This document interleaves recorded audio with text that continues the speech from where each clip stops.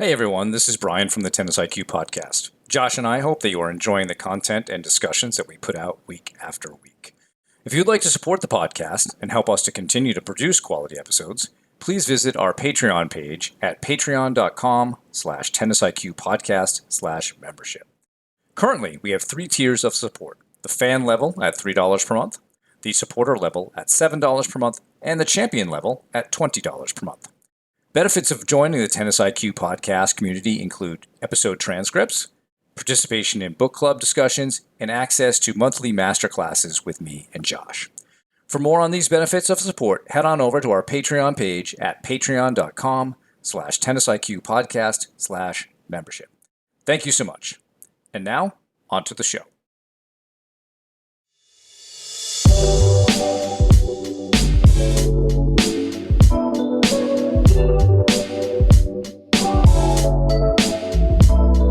Hello and welcome to episode number 150 of the Tennis IQ podcast. I'm Josh Berger.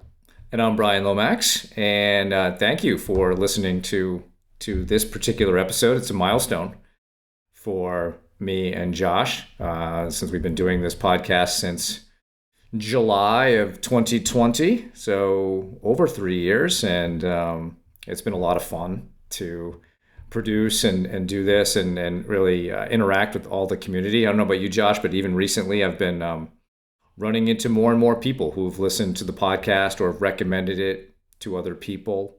I even got a really nice note from a past client about our interview with Coleman Gearhart. So it's really been fun to be part of the community. Absolutely. No, I totally agree. Different people that I've interacted with, both professionally and also outside of that maybe I wouldn't have expected, would have listened, or I didn't know that they listened. And, maybe they've been listening regularly, or they've heard an episode or a few episodes. And yeah, it's really, really cool. It's really special just how this has, developed over this past few years. And, I've certainly, learned and grown a lot from this experience, and looking forward to seeing how it continues to blossom. Yeah, absolutely. So it has been a lot of fun and a great learning journey. And with that in mind, for today's episode, we want to revisit a topic that we have talked about more recently, which is the idea of decision making in tennis. That is, maybe one of those things, Josh, where perhaps it crosses between the mental game and the tactical strategic piece of the game. But I mean, obviously you're having to make decisions, and that's a mental process, and that can be challenged at certain times in matches. And so we both read a paper. The name of it is Effects of Decision Training on Decision Making and Performance in Young Tennis Players, an Applied Approach or Applied Research. The authors are Luis Garcia Gonzalez, Alberto Moreno, Alexander Gil, and M. Perla Moreno and Fernando del Villar. And so we wanted to talk about this in a slightly different way to our other episodes on decision making, because what was presented here was an intervention for actually training players on how to make better decisions in their matches.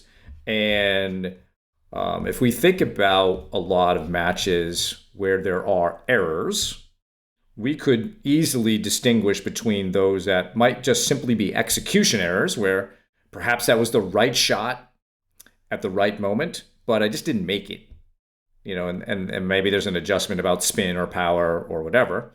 And then there are errors in which that was not a good decision. I should not have been going for that spot at this time, or maybe I was bailing out on the point. And so this article, I thought, presented a very interesting way to train players on how to make better decisions, and then they saw the results of that training. So I guess we'll just start. I'll stop there, Josh, to get your just initial impressions of what we both read, and maybe it's how you might see us going about explaining the utility of it. Yeah, I think it was definitely an interesting article and an interesting method that they went about in terms of working with junior players, and they made an effort to really try to pick out players from the same club, around the same level. They tried to really, control those variables. And they worked on this decision making piece. They used video analysis in order to work with players over a 10-week period of time in order to help them with this piece. And in order, they were looking back at video and saying, was this the correct decision or not, based on certain parameters, based on the situation of the point, whether someone's on one side of the court compared to the other, based on strengths and weaknesses, based on a number of different factors, but helping them through a systematic process really try to develop their decision-making process better, compared to a control group who didn't have that same process. So no, I think it was very interesting, and as we start to think about some of the applications and how people can use this in their own game, I think it's just important to start by thinking about what the actual study is. And one other thing that I would say is, the study is not necessarily readily accessible just to be accessed. So if people are interested, we can absolutely send it to you via email. Just send us a message or send us an email at tennisiqpodcast@gmail.com, and we can send you over the PDF to it. Right. And this study was published in 2014, so most likely it was conducted prior to that. And if we think about, that's like 10 years ago to now, I mean, the development of video technology and analysis has grown so much more than it would have been at that time. So the ability to do what was done in the study is probably easier than it was, say, in 2013, 2014. So you mentioned earlier, Josh, that they use video analysis. So why don't we walk through exactly what was done, and then we can kind of talk about why this is helpful. So the first part of the intervention was to have players watch various points. And I think part of it was that they would choose some points that they felt like they made a good decision on, and then they would choose some points where they maybe didn't, and they would get together with the coach on that. Maybe I have that wrong. There's some, or maybe that was suggested later as a means of doing it afterwards. But essentially, they're looking for particular decisions in a match. And the idea then is that the player will do his or her own analysis first, which I think is good. I think that's actually a good practice after any match, is to have the player do the reflection first rather than being told what happens. Agreed. Right. So we want them to develop their kind of coaching voice in that way. And because if they don't know how to coach themselves, they'll never be able to do it on the court. So they do that, and then they get together with an expert, presumably, a coach, although they use the term expert.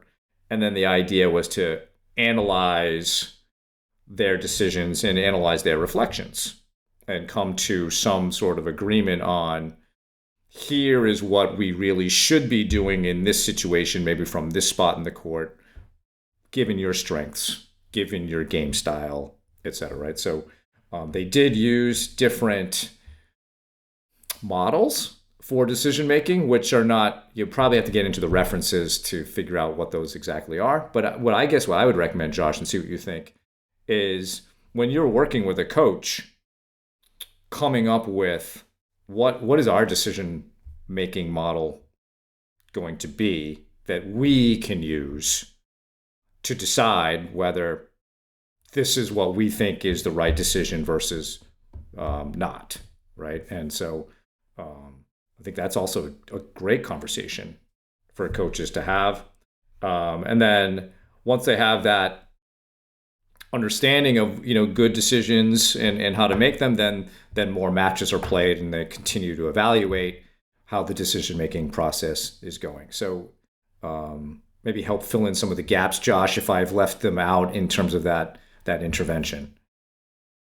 No, I think that absolutely. I think you covered it. I mean, I think some of the specific things that they were looking at in terms of the decision making skills related to the opponent's position, the player's position, the ball trajectory, the intention of putting pressure on the opponent, which really in this study meant trying to displace the opponent, keeping them off of the baseline, playing to their weak side, or defending, and which really they referred to as recovering position after a forceful shot from the opponent. So a lot of the main sorts of things that we would try to think about in terms of positioning, in terms of ball trajectory or height, in terms of being able to add pressure.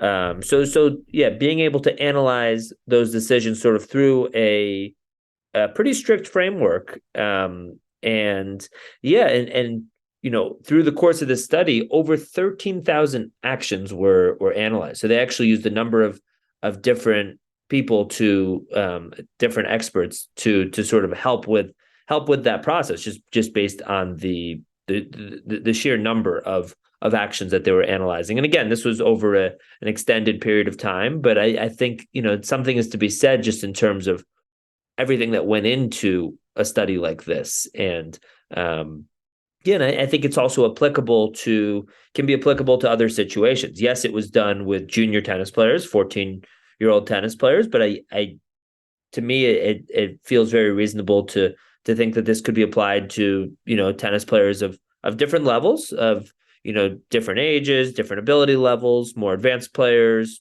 less advanced players as well.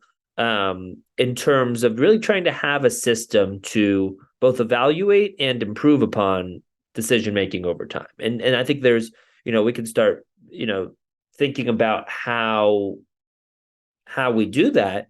But whether it's something like video analysis, and we have had 7-shot tennis and swing vision, we've had discussions about both of those programs. There's there are different ways that people can use video analysis to analyze their game. Sometimes maybe that's not accessible, and somebody like a parent or a coach is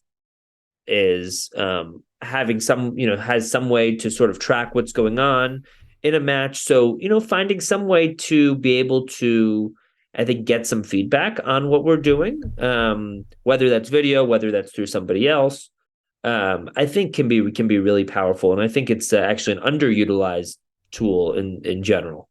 And I think it's underutilized for analyzing decisions, because Definitely. even if you look at a swing vision, it's not necessarily applying the lens of that was a good mistake versus a bad mistake. So we were talking about this earlier. A good mistake could be that this was the right shot to go for. I simply missed. And okay, the adjustment might be I have to hit it higher, or I have to add more spin to bring it down, or maybe I shouldn't have hit it so hard. Versus an error that might just appear to be an unforced error, but it was really one in which I made the wrong decision. I went for the wrong target at the wrong time, etc., from the wrong place. And that's important to differentiate. And that's what I think this study is going after, is really classifying unforced errors into different categories or errors. One being more of a mental one, like you had a decision to make, and we want you to make more good decisions. More good decisions will mean more balls in play, won't mean the end of your errors, but at least the errors that you'll be making are adjustable through spin, height, or adjustments in pace, most likely. Maybe there's something technical. But it reminded me of something Nadal had said a few years ago when being interviewed by ESPN, how he said he didn't mind missing technically, which is more like the good mistake, the execution mistake, but he hated missing mentally, which is about making a poor decision then that results in an error, because that's giving it away. That's a loss of discipline, and we want to avoid that as much as possible. It also reminded me of a conversation I had with a very good player a couple weeks ago, and we were talking about decision making and discipline and so forth. And he told me that when he's on the court, he never is making a choice about where to hit. He said everything he does is pre-programmed. His game has been practiced in such a way that no matter where he is on the court, what the situation is, he already knows what the good shot is. And then he just executes it. Now he's a pretty high level player, he's really done well at the New England and national levels in both singles and doubles. So just think it's a very interesting way that a high level player of his caliber thinks. He's never out there thinking, oh, should I go down the line or should I hit cross court? It's already there. So he has a very solid decision making framework established in his mind. Some of us might even call that a game plan. He has a very specific game plan, but he's bringing it to every match and he practices that game plan. And I think this type of process begins to help players narrow down what should I be doing in certain situations. Maybe I don't have 10 options. Maybe there's really only one or two things I should do here, and maybe I should practice those one or two things. And so I think that this is a really important part of the game so that we can stop making errors based on decisions, which is really us beating ourselves. And I think if players can do something like this with their coaches, and maybe we can talk about how that could work, Josh, I think it would make a huge difference in results, both singles and doubles. Totally. And I think, and I first of all, I think the player that you're referring to, the situation you're referring to, I think that's really impressive. I think, most people don't necessarily have that clearly defined system, where where they have a plan where, okay, if I get a ball cross court to my forehand in this position, this is where I'm going with that shot. I think for a lot of players there tends to be a lot of thinking going on. They know they have options. Okay, I could hit the ball deep cross court. I could hit the ball, deep down the line. I could hit a drop shot. I could hit a slice. I have all these different tools. How do I, and it can turn into sort of a last second decision or maybe more of a sporadic decision rather than really a decision that comes from some sort of clearly thought out system. And yeah, I mean, I think, and we've talked about this in the past, but having something like directionals where you can just really look at, okay, if the ball is deep cross court, I tend to go deep cross court. If the ball is on either side, if the ball is inside the baseline, I'm tending to take that ball down the line, which, really is in line with a lot of basic, tennis strategy where, in terms of some of the advantages of going cross court, I have more court to hit into. I'm hitting over a lower part of the net. It tends to be the higher percentage shot where more if I'm inside the baseline and I can hit an approach shot, then down the line becomes more of the, becomes the play that we want to go to more often because we tend to take away angles from our opponent. So I think it's just, can we find ways to simplify it? I don't think we need to have a decision-making framework that's overly complex because in the moment we're making split second decisions oftentimes. And if we have too many different variables, we can say, or too many different options, then we tend to not make the best decision. We tend to make better decisions if we have fewer options and if we have a clear plan. And does that mean we're going to execute every time? No, absolutely not. But, I think there's something to be said that if we can go about our process and if we can make the right decision and we're not successful, we lose the point or even we lose a match, can we feel better about that? Can we feel more confident knowing that, hey, I've made the right decision and more often than not, that's going to work out in my favor. So I think, trying to get ourselves to a place like they were working on in this study, like the player you were talking about, Brian, where we have a system, we have a framework so we can clearly make decisions and we're doing that in, sort of a logical way, but also I think a simplified way where we don't have to do so much analysis in the moment. It's we just have a plan and it's something simple like, okay, these situations I'm going cross court, I'm playing high percentage. These sorts of situations, I'm taking the ball down the line. Maybe I have and this could vary a bit between player to player. Some players like to come up to net more, some players like to slice more, some players are more or less aggressive. But I think in general, with some of these, in terms of that decision making, in terms of if we want to even just break it down into cross court versus down the line, I think there's a lot of similarities really between different types of players in terms of how aggressive or their age and level in terms of really what is the right shot in the moment. Yeah, and if we think about, I mean, what you're describing is great, and I think that should be a kind of co-created, collaborative effort between the player and the coach, or an expert.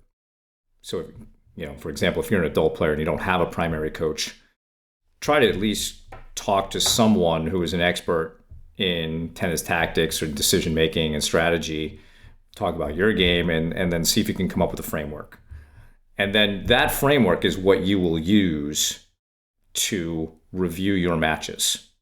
So if you have Swing Vision or some other means of getting video of your matches, you'll want to use your framework based on your game to review what you're actually doing with the ball out on the court. And I think it's also interesting, Josh, to not just look at the whole match, but look at specific points in the match. I was watching a match this morning, a Challenger Tour match, and at the end of the first set, the decisions were not as good as they were earlier in the set. The pressure of the moment can really change how we think. We know we're late in the set. We want to win the set. And through the maybe this overly strong desire to end points and win points, you may find your decision making corrupted.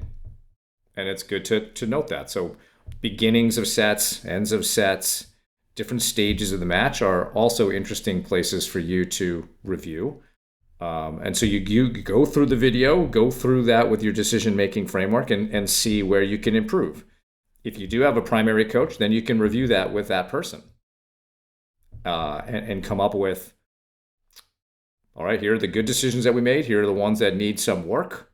Let's perhaps go work on those so that when you're in that situation, it's less of what should I do and more of here's the right shot. I think then, Josh, really the time that there are options are when you are inside the court. And this is either based on your skills, where you could go down the line, you could go cross, or maybe you could hit a drop shot. But if you're beyond the baseline, behind the baseline, and you're in a corner, and you can't step into the ball, you probably should go cross. So there are going to be situations where there's probably one shot, and then there might be situations where there could be two to maybe three options, depending on what you're good at. And so when you start to look at the match through this process of reviewing video, knowing your decision-making framework, evaluating how you did, then coming up with a plan to improve what you did, and then continuing that process. And for these players, they did this over the course of 10 weeks. And after the 10 weeks, there really was, or at least according to the statistical analysis, there was some significant improvement in decision-making. So what that means to me, though, is you're going to be making fewer unforced errors. Fewer unforced errors is going to mean you're giving away fewer points, and can only have a positive effect on your results. No guarantee, but it keeps you in matches, it keeps you in points. So I think there's really, to me, strong motivation to want to go back and look at errors more through the lens of, was it the right decision versus was this just a failure of execution? Absolutely. And I think really what a lot of it boils down to is, can we try to avoid beating ourselves, right? I think probably every tennis player has had a situation where probably multiple, where they feel like they've beaten themselves. And I think it happens, frankly, at every level. It happens in junior tennis, happens in adult tennis, it happens college, pros, it happens everywhere.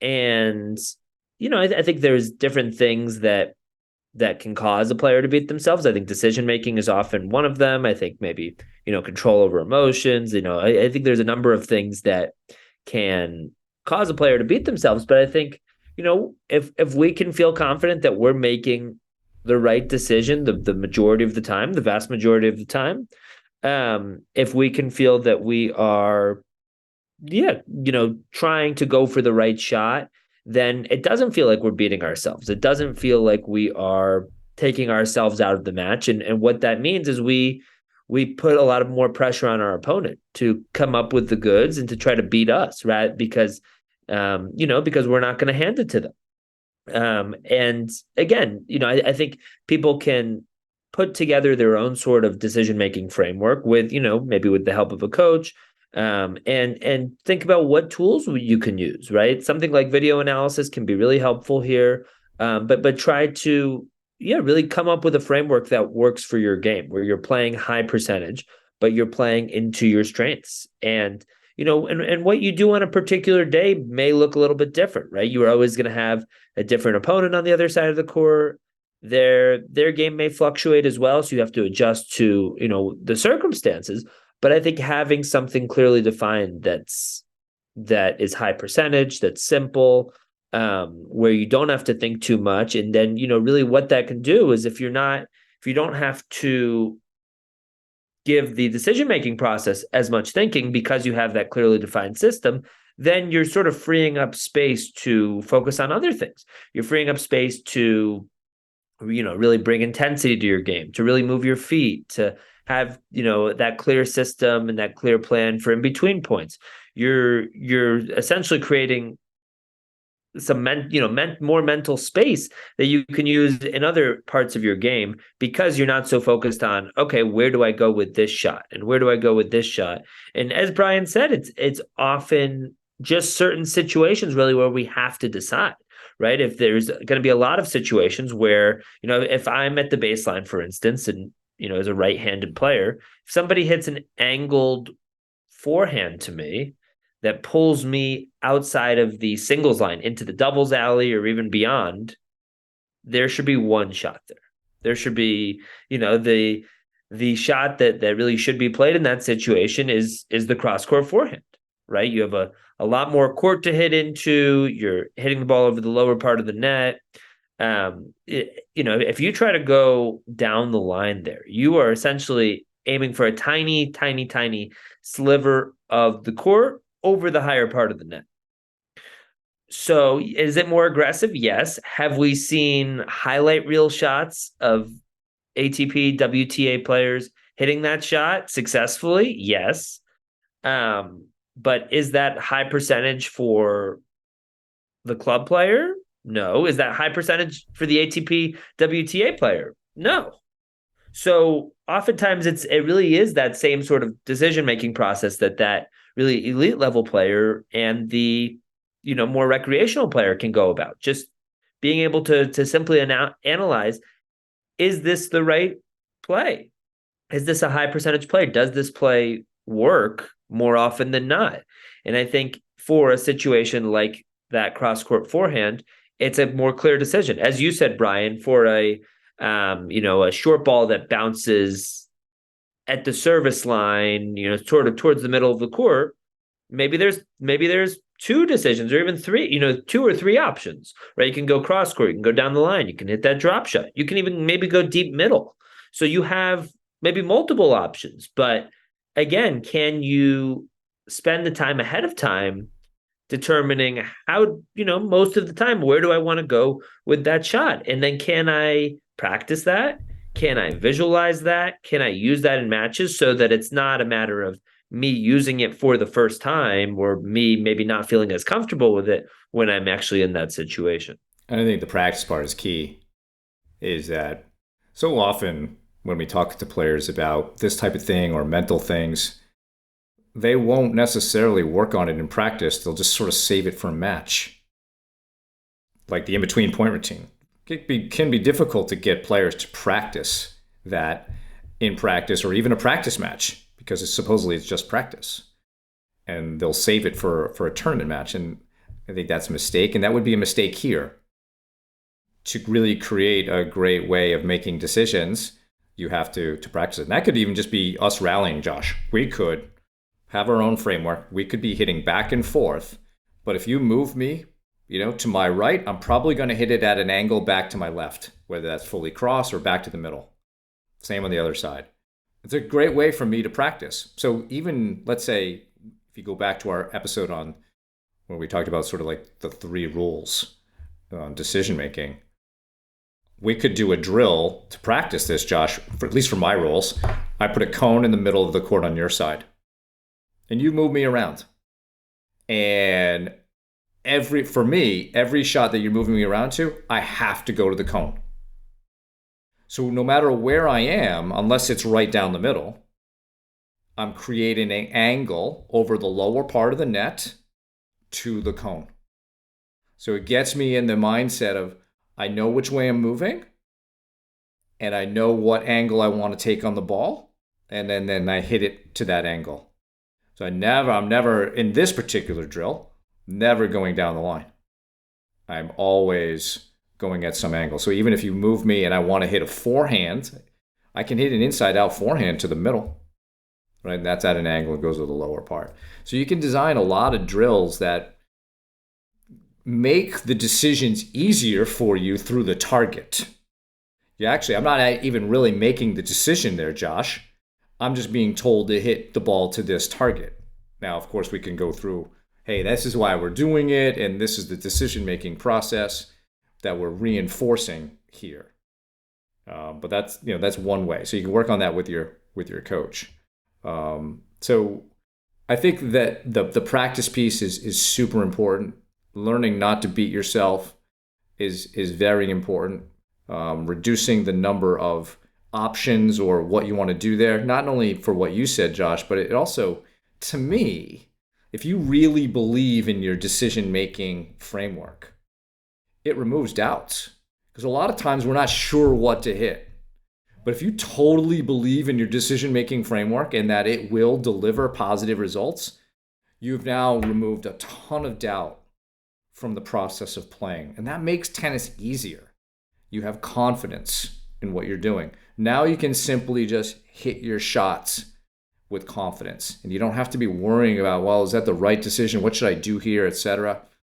So much of that mental processing is taken away and just frees you up to play the game, to be more in the moment. So I think this is really a huge, huge part of training that doesn't get enough attention. And I went to an academy earlier this week, and you see it even there. The decisions that are being made it's not that they don't know what to do or whatever. It's just like that. They just haven't been taught necessarily what's the right shot in that situation. It hasn't been trained enough. And so that's why I think this was it was an interesting study for us to read and share with the listeners. Definitely. And yeah, I think yeah, it really is about having a system and then trying to be disciplined about it. I think probably at that academy or, at tennis academies or tennis clubs or parks around the US and outside it, if you were to ask a player, okay, if you get a deep ball to the forehand or backhand side, where should we go with that shot? I think probably most of them could come up with the correct answer. But how often are they able to do that in the moment? How often are they able to stay disciplined enough to do that the vast majority of the time rather than just some of the time? I think it's, and I think it takes practice. I think it takes, being able to analyze and reflect. I think also when we, after a match, there's a role here in terms of, can we journal about, our performance? Can we have a system of reflecting? And can we have a system of reflecting on our decision-making process? Did we have a system? Did we have some sort of clearly defined system for where we go with certain shots? Can we, and how did we execute on that? And I think being able to honestly reflect on that also leads to better decision-making over time. And I think there's also decision-making in terms of other pieces of the game. For instance, our serve or our return, right? Maybe it's, every second serve we want to hit a certain type of serve, or we want to hit a serve to a certain place. One thing that I've done that a coach told me a while ago that I've implemented, and also some people that I've worked with have implemented, is after hitting a double fault, to the next serve that you hit should be, you should take something off it. You should, that next serve that you hit should be more like a second serve, because the last thing you want to do after a double fault is hit another second serve. Now, not everybody would necessarily agree with that, right? Some coaches would say, after that you want to maybe you can hit a great serve, and you can make up for that last point. So I'm not saying that's right for everybody. I'm just saying for me personally, that's one example of me having some sort of clearly defined decision-making process. Because with my game, I just hate double faults, and they're a part of the game. They're going to happen. Really, if you don't double fault at all, that's not necessarily good either. Generally you want to have at least maybe one or two double faults over the course of a match. It means that you're going for something on your second serve. But with too many double faults, we're beating ourselves. We're not putting pressure on the opponent to come up with something. So this is a system, that I have used, and I think it's been effective for me, and other players.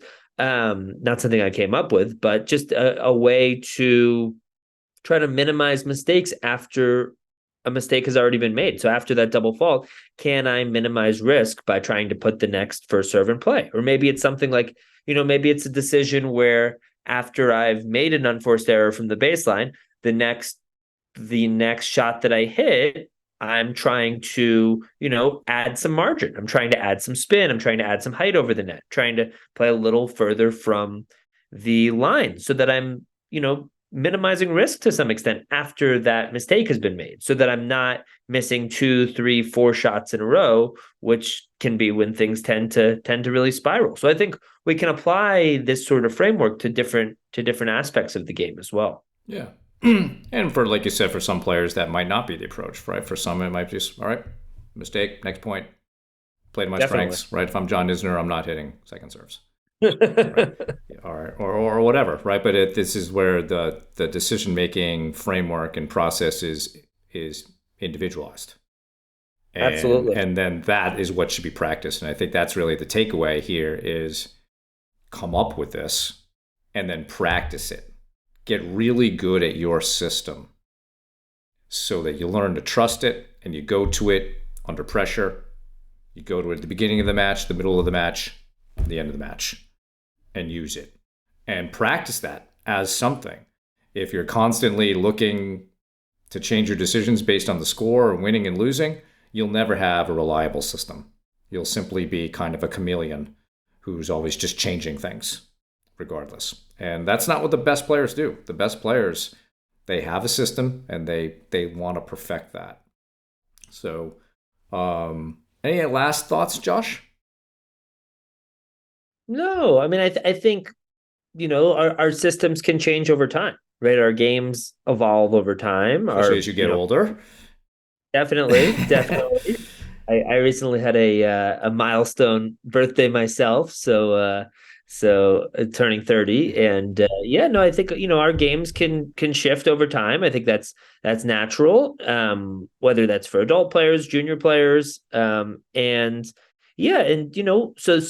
so can that decision making process. But I think it's important that we figure out what works for us, and that it's high percentage, that it makes sense, that it's that it's simplified, and that it's something that we can apply to matches. And over time, over the years, that can shift, and that I think we've seen that with pro players. I think someone like Nadal, for instance, he used to be much more of a sort of a grinder, counterpuncher, and as his career progressed, he said, I don't want to be needing to play these really long points all the time, and started being a lot more aggressive, especially with his forehand. And I think we see that with other players, that their games shift over time, and that decision-making process can shift as well based on your current strengths and weaknesses. But I think it's really important that with whatever our strengths and weaknesses are, we develop a system that works for us. And yeah, as you said, Brian, for some players, it might be something like what I just said with that second serve. Okay, I double fault, then I'm going to maybe a second serve for that first serve, or I hit an unforced error. Okay, then I'm going to, I'm making an adjustment for that next shot. For other players, they have that clearly defined system. They like to play in a certain way. They like to play aggressively. They know that that's how they play best. And if they hit an unforced error, they're going right back to that system that works best for them. And I think that makes sense. I just think it's important to be really aware of our game, aware and honest of our game, of our strengths and weaknesses, so that we can develop a system that works for us. Yeah, exactly. So all good points. So, well, that's our show for today. Thank you for listening. If you would like a copy of the study, feel free to send us an email at tennisiqpodcast@gmail.com. We'll also have more info on today's episode in the show notes. If you are enjoying the content that Josh and I discuss on the show, please rate and review the podcast so other tennis enthusiasts can find it more easily. Additionally, to be notified of new episodes, please subscribe to the show on your podcast platform of choice, including YouTube. You can also check us out on Instagram.